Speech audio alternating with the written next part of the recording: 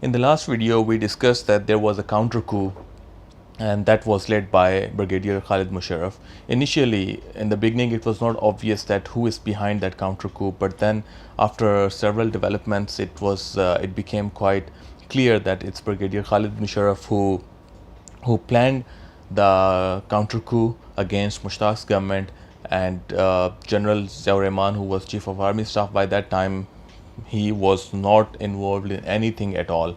But because of his personality, most of the times his statements were ambiguous, so nobody could say that if General Ziaur Rahman can also be one of those who can initiate a counter coup.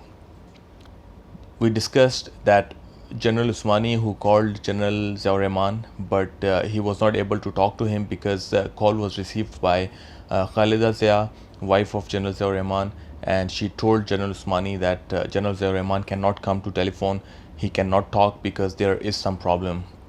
She did not clearly said what is the problem, but she said that General Ziaur Rahman cannot talk to him. So afterward, later on, Major Rashid, initially he also called General Ziaur Rahman and he talked to him, and then the second person was General Usmani who called, but General Usmani was not able to talk to him due to some problem at his residence, at General Ziaur Rahman's residence. So now third time again, Major Abdur Rashid, he called General Ziaur Rahman, and this time again call was received by Khaleda Zia, and this was the time when Khaleda Zia told Major Abdur Rashid that General Ziaur Rahman is held captive by some officers, and they are not allowing him to come out of his room. She was crying on phone. All this is mentioned by Major Abdur Rashid when he gave his interview to Anthony Mascarenhas. Meanwhile, when Major Abdur Rashid was talking to Khaleda Zia, he received another call, and this was again a call from Brigadier Khaled Mosharraf, and this time Brigadier Khaled Mosharraf talked to Major Abdur Rashid and asked him to compromise. On this day again they had a very hot argument, and they traded very insulting words for each other, and they threatened each other that okay, I would see whatever is the situation. Major Abdur Rashid was saying that he would never compromise on anything, and he would wait for Brigadier Khaled Mosharraf to come and face him. The author is writing that the two officers traded verbal abuse and insult for several minutes before Khaled Mosharraf hung up. Bangladesh may have been on the brink of civil war, but for the moment at least, the battles were being fought by telephone. Situation was really critical, but nobody knew that what's going to happen next, because on one side it was Brigadier Khaled Mosharraf with his forces, and Air Force and Naval forces were also kind of on his side, while Major Abdur Rashid and Major Faruq, they were just holding their own units, and they were using their tanks to defend the President House, and Mushtaq was definitely on their side. General Usmani was the only person who was trying his best for a compromise, because he, by reading all that, especially by reading Anthony Mascarenhas, I can conclude that he was the only person who was really concerned about the people, about the country, that what's going to happen. And he was the one who can smell the civil war, and he could see that the things can go out of control. So he was trying his best to for a compromise between both parties. At around 4 a.m., according to Major Abdur Rashid, there was a call in President House, and call was from DIG prisons. Major Abdur Rashid passed the phone to the President, Khankar Mushtaq Ahmed, and Khankar Mushtaq Ahmed, for a while he has been listening something. He was listening on the phone, and then after that he just keeps saying yes, yes, yes several times, and it is narrated by Major Abdur Rashid. Now the story behind this was that, as we discussed earlier, that Major Abdur Rashid and Major Faruq, they planned and they organized, they formed a force which would act automatically in case of any counter coup. And now this was the time when there was a counter coup. They were given the instructions that whenever there is any counter coup against Mushtaq's government, they have to act immediately and they have to go to the prisons where 4 leaders of Awami League are held captive. They are in prison, and the task given to that force was to eliminate them. So now that team was already in action. They were already in the prison, and when they reached the prison management, when they saw the soldiers with automatic guns and weapons, they did not allow their entry. They called DIG Prisons and explained everything to him. DIG Prisons, when he knew the orders were given by Major Faruq and Major Abdur Rashid, he became more concerned about the safety of those 4 leaders who are in jail. And not only that, but because it's against the prison regulations that they allow anyone, especially the military men or the soldiers with weapons, to go inside the prison. So he was still reluctant, he was still hesitant to follow the orders of Major Abdur Rashid and Major Faruq. In fact, he also talked to Major Abdur Rashid on call, and Major Abdur Rashid approved that, oh, yeah, we sent them and you can let them go inside the prison. But DIG prison was still not satisfied, so he called President and asked for his approval. And that was the time when they received the call in the President House, and he talked to the President. The President also approved. He also said yes, yes, yes. Nobody knows what was discussed there and whatever he told him. All this was concluded afterwards based on some recordings and some other evidence. But the story is that it was approved by the President. So that team entered inside the prison.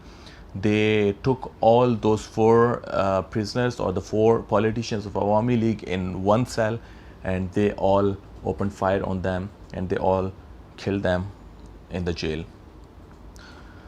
Regarding the jail killings, there was also a judicial commission which was formed later on, but according to this author, during all those years, the commission was not really allowed to work independently or to give a report on that, and that was the era of General Zawar Rahman. So that's a different story. We can discuss it at some other point, but just to aid it, because it was also about the jail killings. General Usmani, somehow he managed to reach the President House, and now General Usmani, Major Abdur Rashid, the President, Mushtaq, they were all in the President House. Major Faruq was not there. He was holding another position with his tanks. So when General Usmani arrived President House and they started discussing, there was a delegation from Brigadier Khaled Mosharraf, and those people, they came to the President House with the list of demands. They had several demands. Better I would read it here. Khalid's demands were: first, the tanks must be disarmed and returned to the cantonment. Second, a new Chief of Army Staff must be appointed to replace General Zia. Third, Mushtaq could stay as a president, but there must be a change in foreign policy to make Bangladesh more closely aligned with the countries that have proved to be friends in the past. The most important thing was that he requested Faruq's and Rashid's surrender.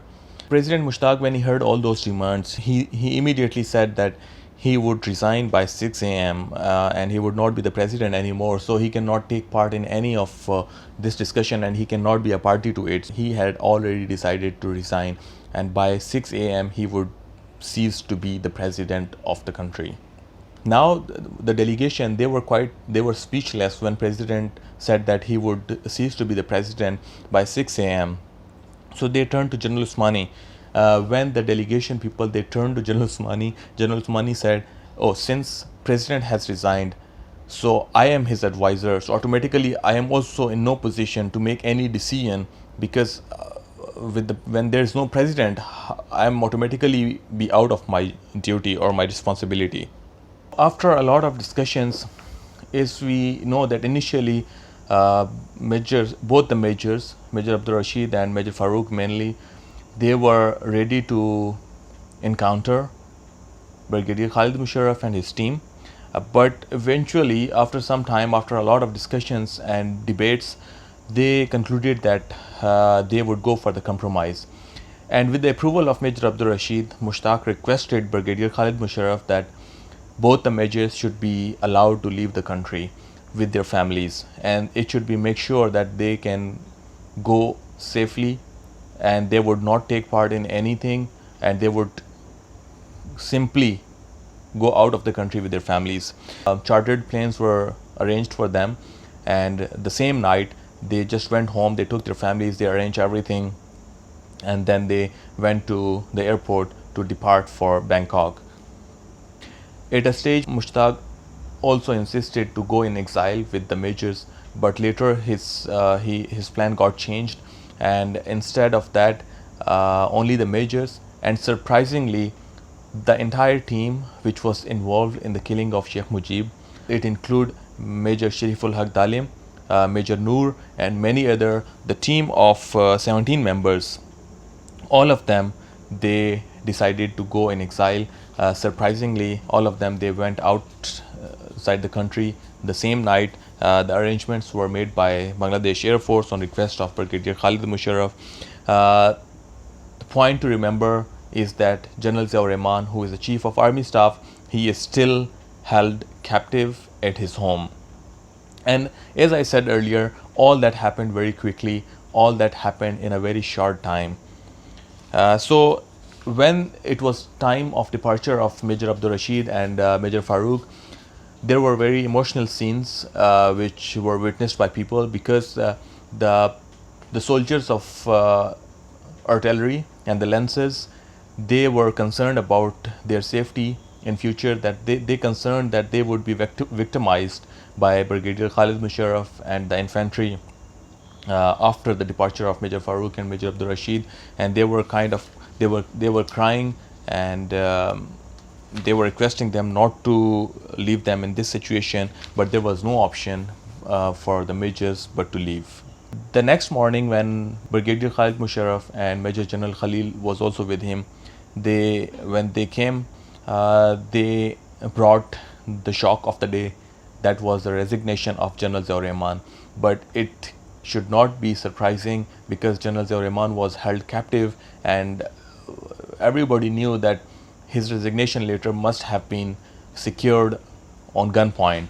It was a very short letter in which General Ziaur Rahman was saying that he doesn't want to be involved in politics, so he is resigning, and he is requesting full pension and all other allowances or benefits that a general gets when at the time of retirement. General Ziaur Rahman's resignation cleared the way for Brigadier Khaled Mosharraf, and he was definitely the next in line to be the Chief of Army Staff.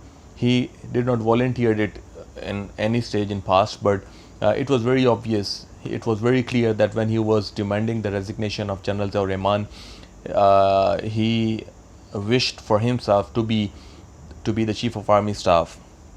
At this stage, the news of the killing of 4 leaders in jail became public, and this was a time when everybody came to know that something happened there, and all those 4 leaders were killed by some soldiers who entered the prison, who entered the jail and killed them, or killed all of them there.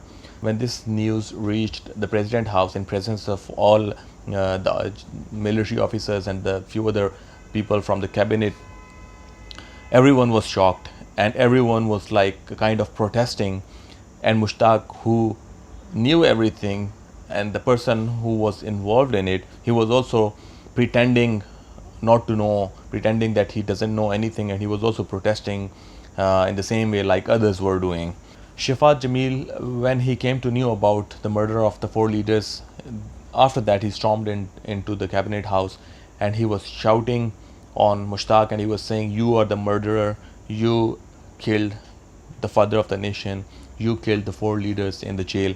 And now everything was changed. Now they decided that they should also not insist Mushtaq to be the president anymore. So now they started having discussions that who should be the next president, and otherwise, because there would, as General Usmani said, that there would be a vacuum, there must be a leader to lead the country. It was suggested by Shafat Jamil that the Chief Justice should take oath as the President of the country. On 5th November, Chief Justice Abu Sadat Muhammad Sayyem was finally brought to the President House. According to author, Chief Justice, however, still wanted no part of the arrangement. He turned around and went home, to be followed by Khalid, Shafat Jamil, Usmani, Khalil, and the Air Force and Navy chiefs. They finally persuaded him to accept the job. Thus, on 6th November 1975, Justice Abu Sadat became Bangladesh's 5th president in the 4th year of country's independence. At this stage, since General Ziaur Rahman was still held captive, there was disturbance among the soldiers, among the troops, that because of whatever was happening in the army, whatever was happening in the cantonment, and whatever was happening in the politics in the country overall.